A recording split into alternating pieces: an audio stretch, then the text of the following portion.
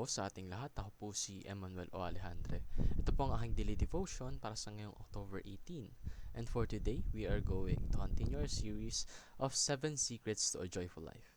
And for our focus, we are going to talk about purpose and how to live out your purpose.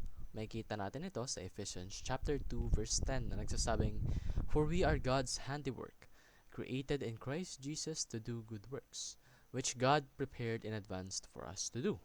Sa Tagalog, sapagkat tayo kanyang pinakamahusay na gawa, na nilalang kay Kristo Jesus para sa mabubuting gawa, na inihanda ng Diyos ng una pa upang siya nating laharan. So we are God's masterpiece, created in Christ. Hindi po tayo basta-basta.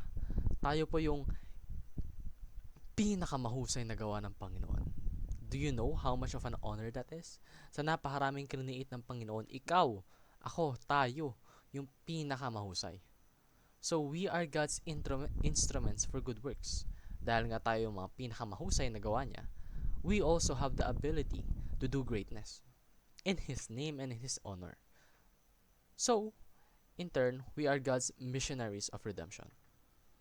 Tayo po yung mga nilalang na prepare ni God in advance for us to do good, for us to redeem ourselves through actions and words. So, be confident in our identity and value. Dahil tayo ang pinakamahusay na gawa ng Diyos, huwag mong ida-down yung sarili mo. Maging proud ka. Ipakilala mo sa buong mundo na ikaw ang pinakamahusay na gawa ng Panginoon. You are His handiwork. So rejoice in our meaning and purpose. Gawin mo yung kagalakan. Gawin mo yung inspiration. Gawin mong dahilan upang gumawa ka ng mabuti sa mundong ito. And lastly po, focus on contributing to God's redemption.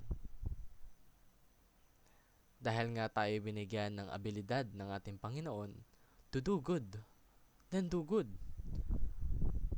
Gumawa ka ng kakalugod niya. Gumawa ka ng magbibigay ng honor sa Panginoon at mag-e-extend ng kanyang territory. In that way, you will be a rightful owner to all His promises, to all inheritance, no?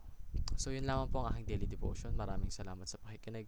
Pagpalain po tayong lahat and let us all give glory to God.